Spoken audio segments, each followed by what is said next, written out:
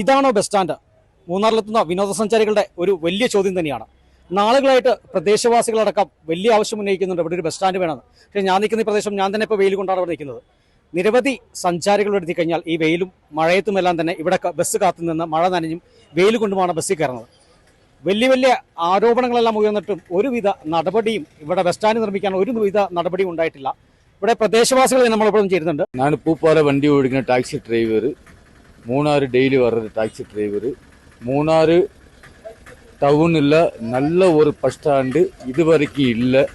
எத்தனையோ கெஸ்ட்டு, எத்தனையோ வெளிநாட்டிலேருந்து உள்நாட்டிலேருந்து நம்ம நாட்டுக்கு வர கெஸ்ட்டு மூணாருக்கு நிறையா வர்றாங்க. அந்த கெஸ்ட்டு வர இடத்துல ஒரு புது டவுனில் பப்ளிக் பஸ் ஸ்டாண்டு கிடையாது, பப்ளிக் பாத்ரூம் கிடையாது, வண்டி பார்க்கிங் பண்ணுறதுக்கு நல்ல ஒரு சௌகரியம் கிடையாது. நாங்கள் அன்னாடம் டிரைவர் மாதிரி வண்டி ஒதுக்குறதுக்கு கம்ப்ளீட் டாக்ஸி ஸ்டாண்டும் கிடையாது. நல்ல ஒரு பஸ் ஸ்டாண்டு வேணும்னு கவர்மெண்ட்டை நாங்கள் கேட்டுக்கொள்வோம். பஸ் ஸ்டாண்ட் இங்கே இல்லை. பொதுவாக வெளியிலேருந்து ஆட்கார் நிறைய வருது. மூணாரில் பஸ் ஸ்டாண்ட் இல்லை. ரெண்டாவது என்னன்னா பாத்ரூம் போகிற இங்கே வசதி ஒன்றுமே இல்லை. நான் 86 முதல்ல இங்கே வண்டி ஓடிக்கிறேன். ஆனால் 86லேருந்து மூணாரில் வந்து பஸ் ஸ்டாண்ட் முதல் அங்கே இருந்தது, அது ரோட்டில் தான். இப்போ இங்கே கொண்டு வந்து வச்சுட்டு இங்கேயும் இதே மாதிரி தான் பப்ளிக்கில் தான் இருக்குது. இங்கே பஸ் ஸ்டாண்டில் வண்டி போடுறதுக்கு எங்களுக்கு சௌகரியம் இல்லை. ஒன்று பஸ் வந்துச்சுன்னா எங்களுக்கு புத்திமுட்டாயிடுது.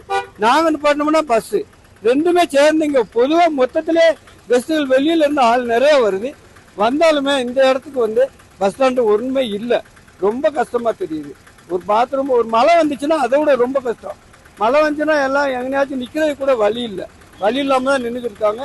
பொதுவாக வந்து பஸ் ஸ்டாண்டு மூணாறில் வந்து കണ്ടിപ്പാக വേണം എங்களுக்கு. ഈ നാളുകളായിട്ട് വരുന്നൊരു പ്രശ്നം തന്നെയാണ് ഈ ബസ് സ്റ്റാൻഡ് വേണമെന്നൊരു ആവശ്യം. അതോടൊപ്പം തന്നെ സ്ത്രീകളാണ് ഏറ്റവും കൂടുതൽ ബുദ്ധിമുട്ടുന്നത്. ഇവിടെ വന്നു കഴിഞ്ഞാൽ ശുചിമുറി പോലും ഇല്ലാത്ത ഒരു അവസ്ഥയാണ് നിലവിൽ. അത്തരത്തിലൊരു പ്രതിസന്ധിയാണ് ഇവിടെ കടന്നു പോകുന്നത്.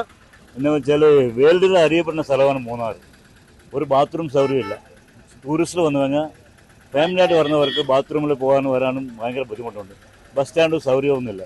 ഈ പാളം കണ്ടല്ലേ, പാളം പൊളിഞ്ഞിട്ട് മാസങ്ങളായി, ഇതുവരെയായിട്ട് അത് ശരിയാക്കാൻ തന്നെ ആരുമില്ല.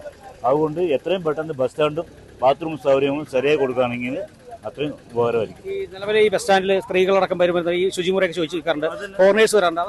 ഫോറിനേഴ്സൊക്കെ വരുമ്പോൾ ബുദ്ധിമുട്ട് അവർക്ക്. അവർ റെസ്റ്റോറൻറ്റ് അന്വേഷിച്ച് പോകുന്നുണ്ട്. പബ്ലിക് ടോയ്ലറ്റ് ഇല്ല ഇവിടെ. പബ്ലിക് ടോയ്ലറ്റ് എന്ന് പറഞ്ഞാൽ 8 മണിയാകുമ്പോൾ എല്ലാം ക്ലോസ് ചെയ്ത് അവർ പോകും. പാതിരാത്രിയിൽ വരുന്നവർ ഇവിടെ എല്ലാം മൂത്രം ഒഴിച്ച് എല്ലാം കൂടി വൃത്തികേടാക്കി വണ്ടി ഇടാൻ പറ്റുന്നില്ല. ഗസ്റ്റ് മൂക്കും പൊത്തി പിടിച്ചാണ് ഇവിടുന്ന് പോയിക്കൊണ്ടിരിക്കുന്നത്. അതുകൊണ്ട് പഞ്ചായത്തുകാരോ സർക്കാരോ നടപടിയെടുക്കണം. ഏതായാലും അത്തരത്തിലൊരു പ്രശ്നം തന്നെയാണ് ഇവരും ചൂണ്ടിക്കാണിക്കുന്നത്. കാരണം നാളുകളായിട്ടൊരു ഉയരുന്നൊരു ആവശ്യം തന്നെയാണ് ഇവിടെ ഒരു ബസ് സ്റ്റാൻഡ് വേണം. അത്തരത്തിൽ നല്ലൊരു ബസ് സ്റ്റാൻഡ് എന്ന് വെച്ചാൽ തെക്കിന്റെ കാശ്മീർ എന്നറിയപ്പെടുന്ന മൂന്നാറിൽ ഒരു ബസ് സ്റ്റാൻഡ് ഇല്ല എന്ന് പറയുന്നത് സത്യം പറഞ്ഞാൽ നാടിന് തന്നെ ഒരു അപമാനം തന്നെയാണ്. ഈ ദൃശ്യങ്ങളെങ്കിലും കണ്ട് അധികാരികൾ ഇവിടെ ഒരു ബസ് സ്റ്റാൻഡ് സ്ഥാപിക്കാനുള്ള ഒരു നടപടി ഉണ്ടാകണമെന്ന് തന്നെയാണ് ഇവിടുന്ന് ഉയരുന്നൊരു ആവശ്യം. ക്യാമറമാൻ എ പി രാജയ്ക്കൊപ്പം വിനീഷ് ആന്റണി, കേരള വിഷൻ ന്യൂസ്, ഇടുക്കി.